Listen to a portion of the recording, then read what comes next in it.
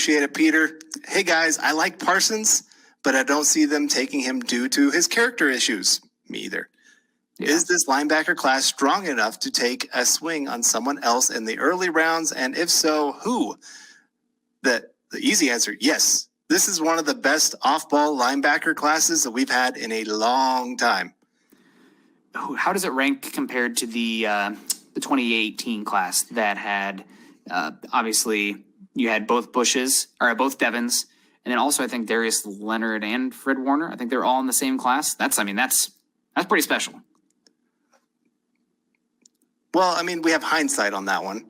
I might be mixing up 2 years, though, so I might be combining 2 years. But, yeah, no, you're right. I mean, I guess I like the depth of this one better because that's 4 names. Yeah. But I think there's more than 4 guys that we can look at here for the off-ball linebacker group. I know one of your favorites is Browning. Oh, yeah. Oh, man. But he's too popular now. He's like going to go in the back of the first round because of his athleticism, size, and pass rushing ability. Yeah. Somebody's going to take him. We're moving to positionless football. That's just coming. You see guys like Kyle Pitts. Is he a tight end? Is he a wide receiver? I don't care. Get him the ball. Right. Darren Waller, Travis Kelce, positionless football. And you need guys who can be big athletes in space that can do multiple things to overcome that. And that's what Browning can do. So I love Browning. I think he might sneak in the back of the first round. I know everybody's like, oh, Zaven Collins, Nick Bolton. I mean, they're good. I think Browning should go before them. Right. He's got the bigger upside, what he can bring to the field. But like I said, you listed a couple other names there. Any others that really stick out to you that you like? I really, really like, I'm not as big on Chaz Surratt. He came in with like 30-inch arms, and he had an okay week down at Mobile. I think he's still fine. I don't love him. Yeah. Obviously, Brandon Browning is somebody I really like. I'm a big fan of Jabril Cox. He's a little bit older, but if you're looking for a coverage linebacker, I think there's a lot of potential there. And I'm also a huge fan of Cam McGrone from Michigan. He was kind of a surprise early entry this year. I think a redshirt sophomore. And he can be a little bit inconsistent at times, but dude flies. I mean, he looks like Devin Bush out there playing for Michigan. He can fly around. And he's somebody that if he fell 3rd, 4th round, which is area that I'd be looking to take linebacker, I would jump. I would love him. Yeah. Yeah, I'm with you. I think some of the things I see with Chaz Surratt is the same things I see with Parsons, that they guess a lot. Mm-hmm. That when they guess right, it's a big play. When they guess wrong, it is not good. They are way out of position, leave a hole wide open for a big run play, pass play, whatever you want to say. Zaven Collins would be my pick. Yeah, there's another decent name. Big guy. He's like a 4'7" guy. I don't know, like, are you just replacing Alexander Johnson with somebody who's less physical? I don't know. I don't see it exactly with Collins. I think he's good, but like a couple of games, he just, I don't see him at all. And he's just not super physical coming downhill, which for a guy that size, it scares me. Yeah, I can get that.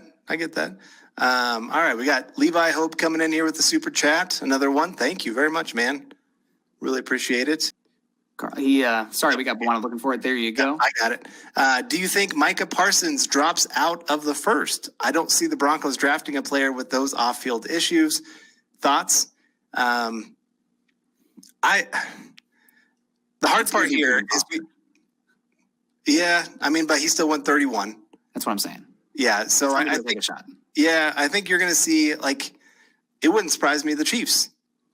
Yeah. I mean, they took a linebacker last year with off-the-field issues right there at the end of the first round. Second round. Was it second round? Yeah. And so it wouldn't surprise me to see somebody take that kind of risk. It just all depends on how much of this teams can prove and find out. The lack of interviews, I don't know if that helps or hurts him. I think it probably helps him just because I think he would interview terribly with teams. Yeah, doesn't it smell like if he falls, the Raiders would take him? Doesn't he just seem like, he's this big, bad, athletic guy? The Raiders have needed linebacker, back 7 help forever. They took a guy kind of with some character issues that make splash plays that you're not sure about the overall mental side of the game, Jonathan Abram.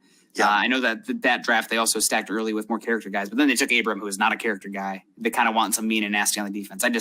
I think if the Raiders hold on to that first overall pick, or not first overall, but their first round pick, and he falls to 15, 16, wherever the heck they're picking, I think he'd go to the Raiders. But fall out of the first round completely, I guess it's how much validity there is to the sexual assaults and I don't want to get too graphic in here, but the stuff he did, if you can read about it, it's pretty gross. It's it really is.